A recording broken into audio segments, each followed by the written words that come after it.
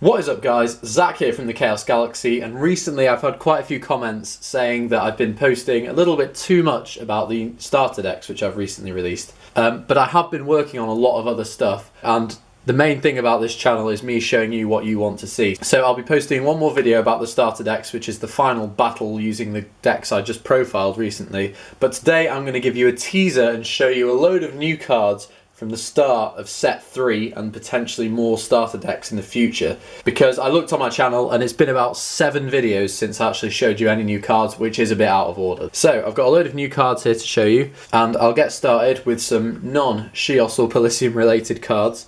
So the first card I'm going to show you is this guy called Taka. He's from a little jungle tribe in the planet Gaios, and he's a 4-star with only 80 power and 60 health. But the thing that makes him a 4-star is this crazy ability. So when you play him, he permanently gains 20 power and 20 health for every star you have at that time. So most of the time you're only going to have 4 or 5 stars in a game, but if you really save up with this guy and you're pushing for some big move with him, if you wait potentially till you have 20 stars, which is the most you can have in a game, you pay 4 of them to play your Taka, which puts you down to 16, but once you play that, he'll gain 16 times 20 power and 16 times 20 health. That means he'd go up by 320 power, putting him on 400, and then 360 health, which is outrageous for a 4-star. But obviously that's quite unlikely to happen. You'd really have to commit to getting this guy off to make him that strong, but the potential's always there, so I think he's going to be a really fun card in set 3. And also there are a few more little tribes members that go with this guy that I'm working on. They're not going to be an archetype, they're not going to all work together, they'll just have similar abilities to Taka. So look out for those guys if you're a fan of this creature's artwork. Next up, I've got a Barrow creature, which is a 4-star with no ability. It's Boulder Dragon. He featured in a couple of my other old TCGs and got a really good response, so I've decided to make him into a Chaos Galaxy card. He's got 190 power and 210 health, and I can confirm that this isn't the only Boulder Dragon card that I will be making for the game. This will be an archetype either in set 3 or a starter deck, which I release in the future. I've almost actually finished the archetype completely, but I'm going to dedicate a whole video to showing you them. So this is just the basic Boulder Dragon, and yeah, I'd love to hear what you think of this guy, because obviously it won't be the last you're seeing of him. Next up, I've got a creature from the planet Sindian. His name is Gamba, and he's a 3-star with only 70 power but a pretty decent 160 health. And in this game, I am a really big fan of making every card useful. So even the weak 1-star creatures that you don't think are going to be much use whilst they're on your planet, they can't really kill much. But I'm a big fan of trying to work around all those cards and giving them some kind of purpose in the game. So Gamba's ability reads, once per turn you can kill a 1-star creature on your planet as well as paying 3 stars to draw 2 cards. So as you can kind of see, Gamba is this nice creature with a friendly happy face who walks around the planet Sindian, but then you can give him an offering of a 1-star creature like this slush here, and this big evil Sindel kind of looking mouth comes down, eats it, and then gives you 2 cards for it. So that's the kind of thinking behind that. But in set 2 as well, I've made some cards that support 1-starred creatures like the Sacred Reef for your Palicium 1-star creatures, or more notably Starship XXS, which gives 1-star creatures on your planet a crap ton of power. So with the support of these guys and maybe some more cards I'll bring out in the future, there will kind of be a whole galaxy-sized strategy based around 1-star cards. So I'm really looking forward to seeing how that works out. I've also got one more card as well to help out the 1-star cards, and it's an activator card which I'm going to show you, and it's called Extra Small Rescue, and it kind of goes with the artwork of Starship XXS or Starship Extra Small. So you can see the starship being piloted by an Aplu, and this is kind of before that, with the Aplu running into the starship to make this emergency rescue. And this card reads, when your opponent would attack your planet using a creature with 5 or more stars, you get to free play any 1-star creature from your galaxy.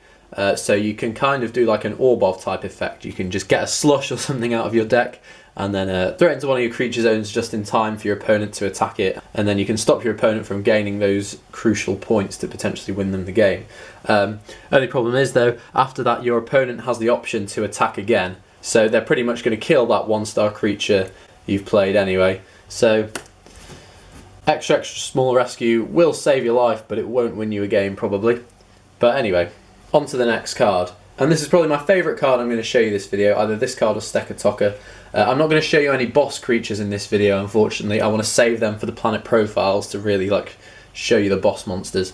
But we have this guy, Inator, who's a creature from the planet Barrow, and he's one of the most badass looking robot creatures from the planet Barrow. I haven't made that many, so set 3 I'm definitely going to be making a few more robots with big cannons and things, because I really enjoy drawing cards like that.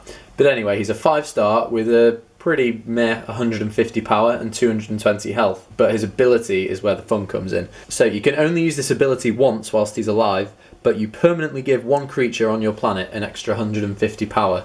So you're giving that creature the power of his boom cannons, and this really helps out with the planet Barrow because, as you know, Barrow creatures tend to have high health and low power, so Inator can give creatures like Groundknight, for example, that extra 150 power that can really make them do some damage. Or if you want, you can use Inator's ability on himself. So if you don't have any other creatures you want to use, you can play Inator, use his ability to give him the extra 150 power, to put him up to 300, and make him an all-round good 5-star creature. So Inator is a really cool card that just goes nicely for the planet Barrow, but not exclusively for the planet Barrow. Next up, I've just got a Sheos card that isn't too exciting. One thing I'm trying to do with set 3, I'm going to try and give every planet at least one creature with 1, 2, 3 and 4 stars and no ability. And Sheos at the moment doesn't have a 3-star creature without an ability, so this is Ember Soul, and that just fills the gap in there, with 180 power and 140 health. Next up, I'm going to show you the first resource card from set 3, and it's another mystical relic card. I've had one of these in every set. There's Golden Chalice and Gilded Compass, and they're all to do with shuffling cards from your hand into your galaxy and drawing new cards. So for set 3 we have one that just might be my favourite in terms of artwork, and it's Mystical Relic Rainbow Quill. Both players get to pick one card in their hand and then randomly choose one card in their hand, shuffle those 2 cards into their galaxy and draw 2 new cards. Might be a bit confusing at first, but let's say this is your hand and this is your galaxy. You get to choose a card, so don't really want Ember Soul, and then you have to pick a card at random. So you get one card that you do want to get rid of and then potentially one that you might not want to, so there's a bit of a risk involved. You shuffle those in, and oh damn it, I've lost my Inator. Yeah, shuffle those in, and then you get 2 new cards. And your opponent has to do this too, so that's quite fun. But yeah, just a good card to add some consistency to the games. And I'm going to show you one more card for this video, which is another activator card. And I wasn't going to make any conjurer cards for this set because I've already done a conjurer card for every type of zone you can have. So what I've decided to do is make the evil cousin of the conjurers, the anti-conjurer. And here's an activator card that reads, when your opponent adds a zone to their planet, you activate this card and immediately remove that zone straight away. So if your opponent's planning a big move, say they're playing a big combiner creature and need to get an extra creature zone out for it, when they finally saved enough stars up to play that creature zone, you just activate your anti-conjurer and stop their plans for another few turns. So I think that'll be a fun card. So guys, let me know what you think of this first look at cards of set 3. I know I haven't shown you any really crazy exciting boss monsters, but like I said, I'm going to save those for a while until I get onto the planet profiles.